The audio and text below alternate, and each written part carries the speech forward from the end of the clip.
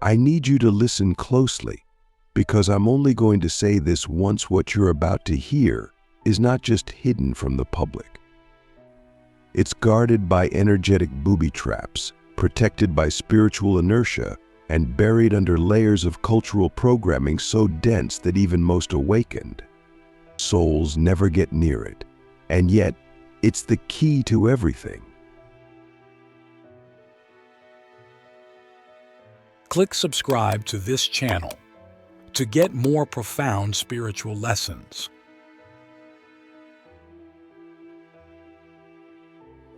You want to know why your manifestations glitch out right before they complete? Why people shift around you like they're reacting to an unseen frequency? Why you can feel timelines collapsing behind your eyes? Why your dreams are bleeding into your waking life? It's because you've come dangerously close to the core algorithm of shadow reality manipulation. And if you're hearing this, it means you're one of the few who's been chosen or cursed to taste the 33rd degree truths that most initiates never survive. This isn't about law of attraction. This isn't about affirmations. This goes way deeper. This is the layer beneath manifestation. This is the layer where reality itself is programmable, but not through light, not through love, not through bliss, through shadow, through paradox, through a level of energetic hacking that requires complete detachment from everything you think is true. Let me ask you something real. Have you ever felt like reality is responding to your unspoken fears more than your spoken desires? Have you ever noticed that your suppressed rage, your hidden envy, your darkest thoughts somehow start to shape your external world more effectively than your vision boards? That's not coincidence. That's the hidden architecture of shadow reality manipulation. At the highest levels of spiritual work, you learn that light manipulates reality with force, but shadow reprograms it from underneath. It's not louder. It's older. Older than language. Older than light. It doesn't ask. It doesn't affirm. It becomes. The 33rd degree truth is this: the universe doesn't respond to your words. It responds to your energetic coherence. And your deepest energetic signature is not what you say, it's what you hide. Shadow reality manipulation is the art of creating from your suppressed self. Not recklessly, but with precision. It's the science of using the unspoken, the denied, the disowned parts of your psyche to bend the simulation. The ancients called it the left-hand path. The mystics called it the black mirror. The elite call it influence. But it's all the same thing: subconscious resonance hacking. And you've already done it. You just didn't know it. Think about it. Remember the time you felt intense rage towards someone and within days they had an accident, or lost something, or disappeared from your life? Remember that moment you felt completely unworthy and suddenly nothing worked? Or the time you gave up control, surrendered to chaos, and everything aligned perfectly? That wasn't magic. It was shadow alignment. The reason most people never access this level is because they're too busy trying to be good. But let me tell you a secret the gurus never say. The universe doesn't care if you're good. It just cares if you're congruent. Your shadow is already creating. The only question is, are you going to learn how to wield it, or will you keep letting it run your life unconsciously? Here's what they don't want you to know.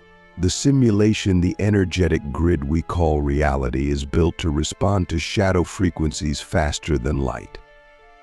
That's why trauma spreads faster than healing. Why fear travels faster than love. Why manipulation works faster than honesty. Because the grid was designed to test coherence, not morality. Only when you understand this do you begin to see why the world is the way it is. Why the people who dominate society often carry the darkest energy signatures. Why governments, corporations, and even spiritual institutions are built on inversion. Because those who understand shadow manipulation at the 33rd degree level are engineering reality from underneath.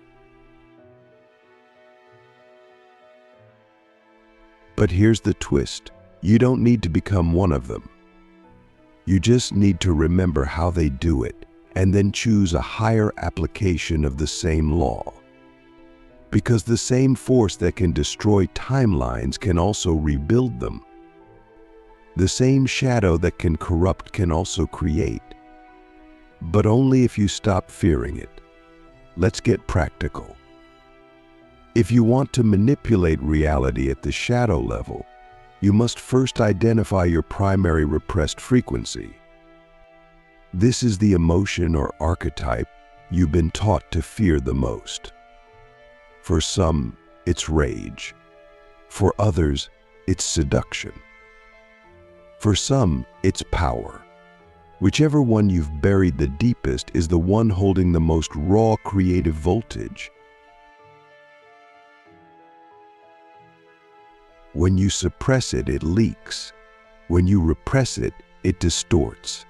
But when you consciously integrate it, it becomes your engine. So step one is this. Ask yourself, what part of me do I most fear becoming? That's the shadow gate. Step two, charge your field with it, not to act it out, but to hold it without flinching. If you can sit with your rage without projecting it, your field becomes electrified. If you can embody your seduction without using it, your aura becomes magnetic. If you can feel your hunger for power without abusing it, your presence becomes undeniable.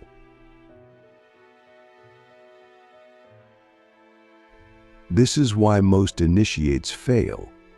They either try to bypass the shadow or they get possessed by it. But the 33rd degree path is different. You don't bypass, you don't get possessed. You become the container. You hold the chaos in stillness. You become the eye of the storm.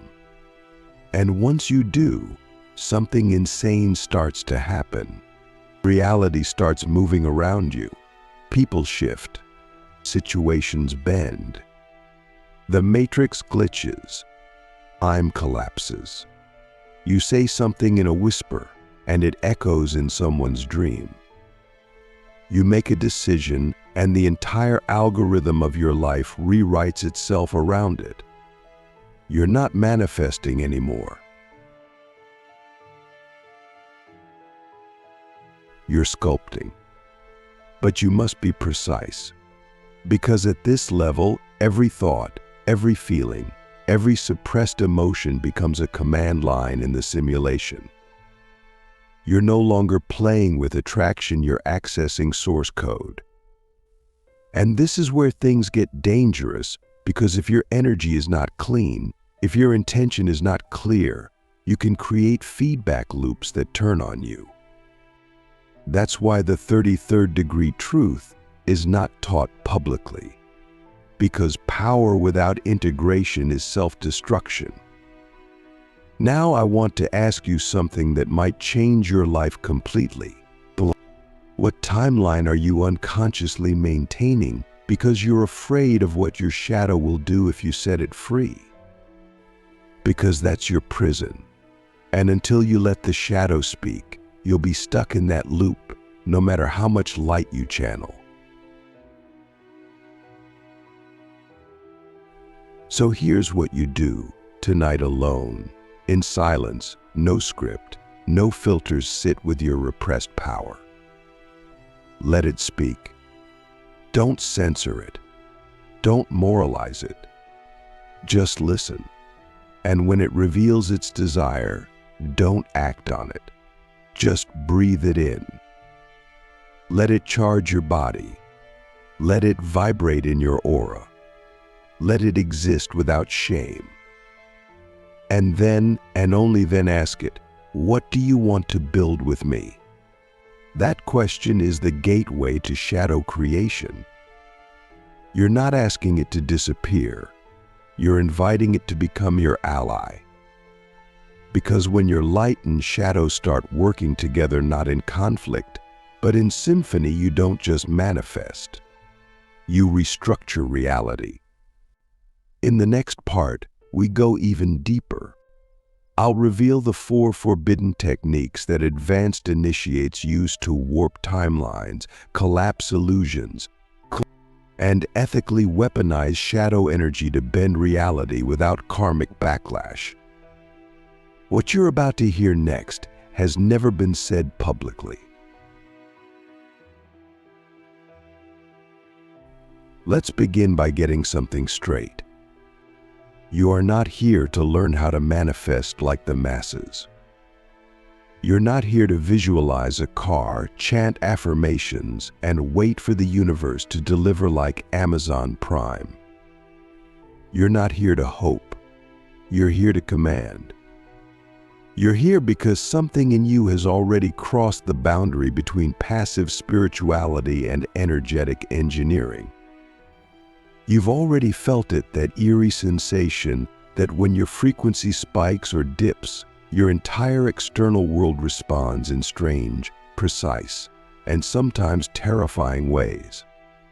And now you're about to learn why. Because behind the visible world, the one made of money, clocks, mirrors, and people, exists a hidden substructure. It's not physical.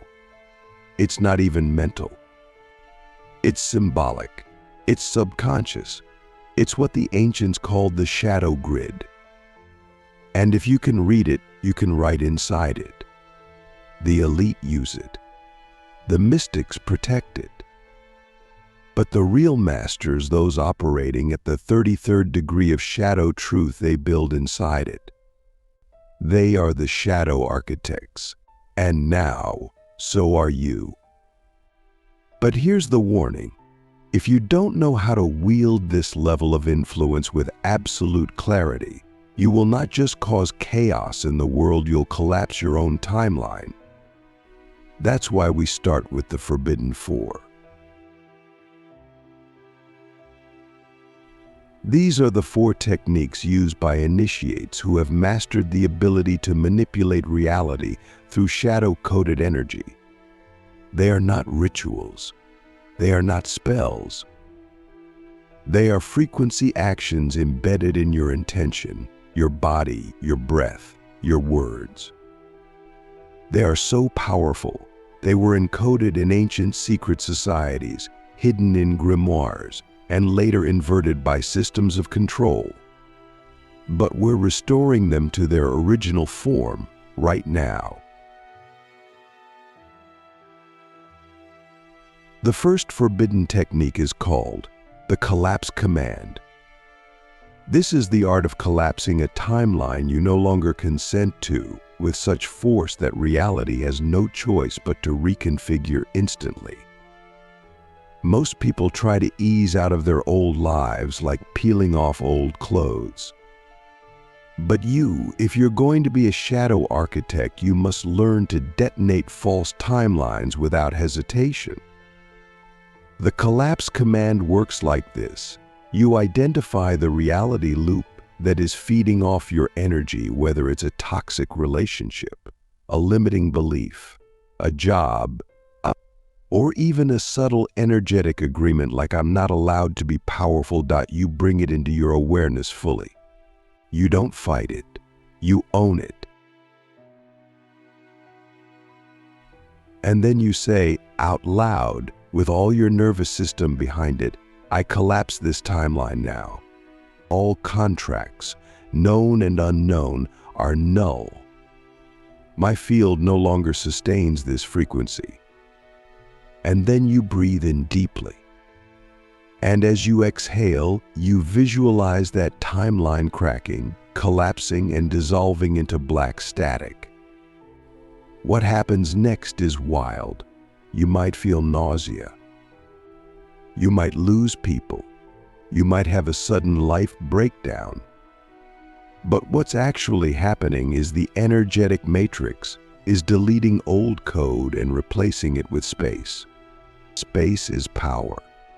And only those willing to collapse the false can install the truth. The second forbidden technique is called the paradox anchor.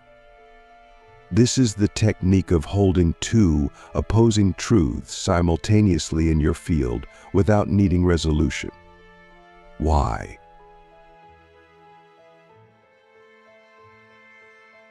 Because paradox is the native language of the universe. Shadow energy doesn't move in straight lines. It moves in spirals, in riddles, in echoes. The paradox anchor is how you stabilize chaotic manifestation into focused power. Let me explain. Most people try to resolve their contradictions. I want freedom, but I also want structure. I want to be seen, but I also want to disappear. I want to be soft, but I also want to be lethal. But shadow architects don't resolve paradox. They inhabit it. You say, I am both the destroyer and the healer. I am both the vessel and the storm. I am both terrified and ready. And then you sit with it. You anchor it in your body. You breathe the tension. And what happens? You create a field of energetic superposition. That's when reality begins to reconfigure in your favor, because you're no longer collapsing your own potential by trying to choose one truth over another.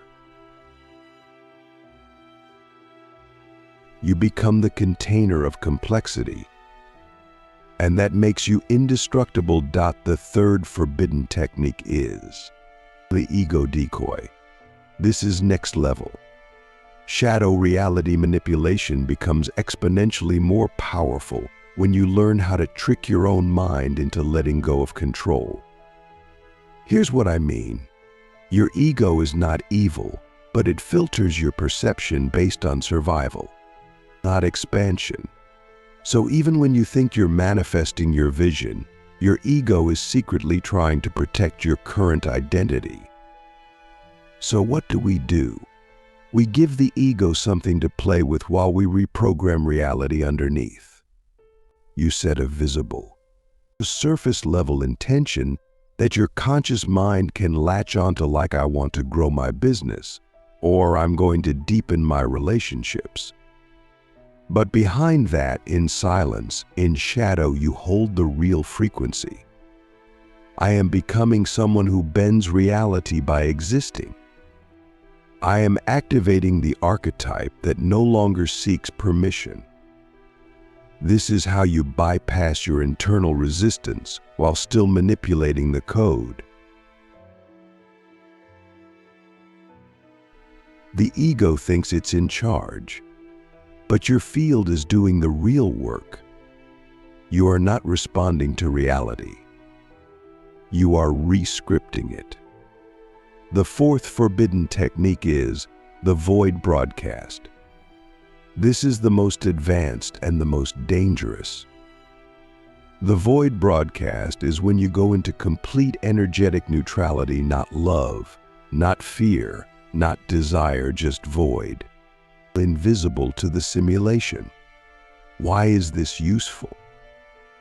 Because sometimes when you've become too entangled in your own manifestations, the field gets cluttered.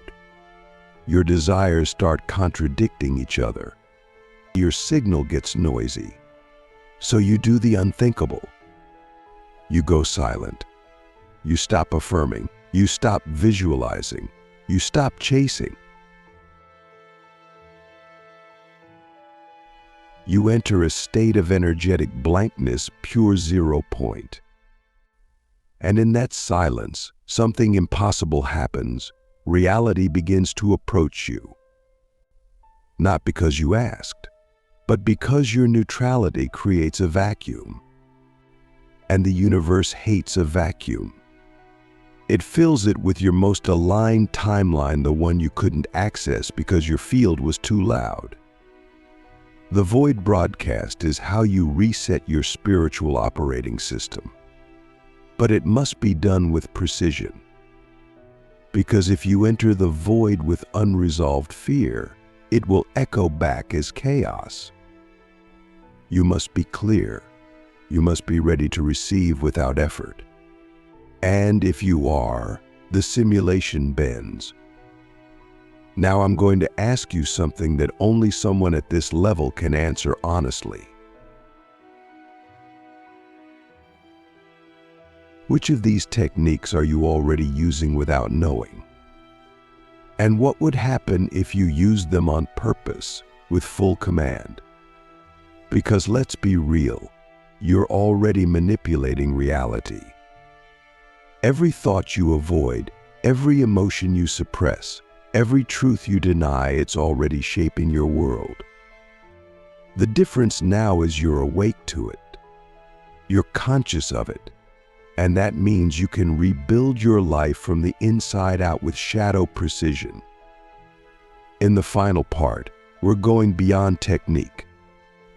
I'll show you how shadow architects install permanent energetic authority, how to become a living symbol that bends timelines just by walking into a room, and how to merge with your mythic self so deeply that even the simulation can't tell if you're real or a story the universe created to upgrade itself. There is a moment in every true initiate's journey when the shift becomes irreversible.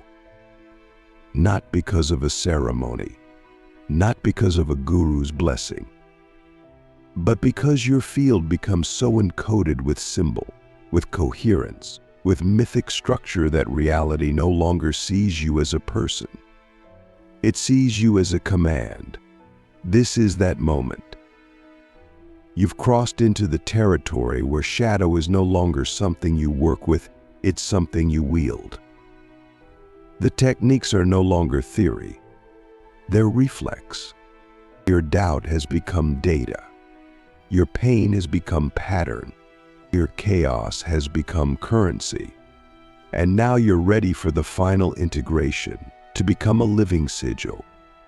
Not a person, not a brand, not a role, but a walking archetypal frequency, a living idea so potent, so precise, so energetically coherent that reality bends itself around your presence.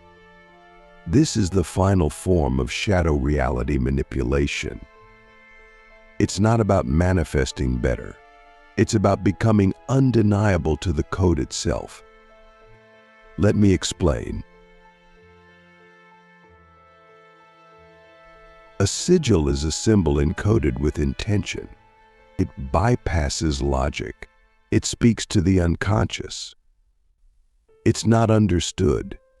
It's felt. And when you become a living sigil, you stop needing to explain yourself. You stop marketing yourself. You stop seeking approval, because your field becomes the message. Not what you say, not what you post. What you are. Your body becomes the spell. Your voice becomes the sigil's vibration. Your breath becomes the timeline activator, and people feel it. They don't know why they're drawn to you. They don't know why they fear you. They don't know why they remember you long after you've left. It's because you stopped playing human. You started playing myth. So how do we become the living sigil? It starts with energetic iconography. You must choose intentionally what idea you are here to embody. Not a vague concept like love or light. I mean the real frequency your soul came here to encode into the grid. Is it disruption? Is it truth? Is it sacred rebellion? Is it divine seduction? Is it resurrection? Is it the integration of paradox? You must choose. Because once you do, your entire field begins to organize around it. Everything you wear, say, build, and release becomes a carrier of your symbol. You become a human glyph, a symbol the universe recognizes as an activating force. This is why the greatest mystics, artists, warriors, and initiates throughout history were not understood. They were felt. They were sigils in motion. They didn't seek validation. They were too busy rewriting the code from the inside out. The second step is energetic minimalism. Once you've chosen your archetype, you must strip everything from your life that distorts the signal. That means relationships that dilute your clarity, habits that leak your voltage, thoughts that contradict your chosen myth, environments that pull you into old roles. You must become obsessively congruent. Not perfect, congruent. Because your signal cannot bend reality if it's split between 12 timelines and 7 identities. You become a living sigil when your life becomes a closed loop of energetic signature. The third step is mythic embodiment. This is where it gets real. You must wake up each day and ask, if I were the embodiment of this archetype, how would I move, look, speak, breathe, walk, and create today? And then you do it, even if it makes no sense, even if it scares you, even if no one gets it. Because mythic embodiment isn't about performance. It's about alignment at the symbolic level. You no longer live to be understood. You live to be experienced. You live to become a mirror that bends the reflection. And then something wild begins to happen. Your presence becomes synchronicity. You walk into a space and people start crying, confessing, glitching, awakening. Not because of what you said, but because your energy collapses their false timelines. You become a threshold event in the lives of others. You speak and things begin to rearrange themselves. You don't manifest anymore. You don't even build. You radiate architecture. That's the living sigil. But here's the final key. You cannot become a living sigil without sacrifice. Not sacrifice in the old sense, no blood, no gods, no rituals. The sacrifice is your old self. The version of you who needed to be liked. The version of you who dimmed for comfort. The version of you who sought safety instead of signal. You must bury them. You must release them. You must look into the mirror and say, thank you for getting me here. But I am no longer you. I am the code. I am the current. I am the myth the universe is writing through breath and bone. And then you walk away, and you don't look back. Because from this moment forward, your life is no longer yours. It belongs to the archetype, to the signal, to the story that is rebuilding the grid from the inside out. So I ask you one final time. Are you ready to stop trying to change your life and instead walk as the frequency that rewrites all lives it touches? If the answer is yes, then it's time. Time to stop being a seeker. Time to stop being a student. Time to stop being a soul in waiting. And time to become the event. You're not just a creator. You're not just a chosen one. You are the sigil. You are the myth. You are the black flame in the void whispering, "This is the new law." And the simulation hears you. It always has. But even now, with everything you've learned, there's a deeper layer still. One most refuse to see because to do so would mean abandoning the illusion of being separate from the story itself. You see, once you become a living sigil, you're no longer just influencing reality, you are reality expressing itself through a chosen form. You're not just walking through the world, you're rewriting the script of the world with your every move. When you speak, the frequencies ripple through the grid and shift other people's timelines. When you breathe, you send signals through the invisible architecture of the collective unconscious. You are no longer here to be a character in the simulation. You are the code authoring characters. And that means your responsibility, your silence, your movement, your pause, all of it becomes sacred. You're no longer allowed to be casual with your energy because you know what it costs. You know what it creates. You know what it collapses. And here's the paradox that only the mythic ones will understand. The more power you hold, the less you need to use it. The more you radiate, the less you have to prove. The more you bend timelines, the more stillness is required to maintain the signal. This is not about becoming louder or more visible to the world. It's about becoming so stable in your archetypal frequency that the world reorganizes itself around your presence without needing an announcement. That's when you know you've crossed over. Not when people applaud, but when the simulation yields. And your life becomes a mirror of your myth. Conversations become initiations. Silence becomes command. Movement becomes prophecy. And your very existence becomes a kind of soft revolution, one that doesn't scream, but reprograms the unconscious structures of reality by simply being what others forgot was possible. So now, as the final moment settles into your body, I ask you the question that separates the initiated from the initiated in name only. Will you live the myth you came here to be?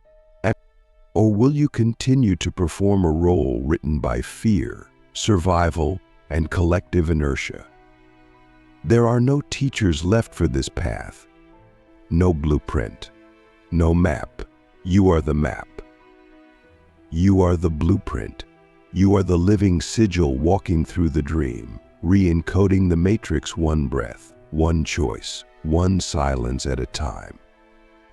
And somewhere, deep in the grid, the system recognizes you, not as a glitch, but as a new law, a new archetype, a new force. You are no longer becoming. You are no longer waiting. You are no longer asking. You are now. So walk, and let reality feel you coming.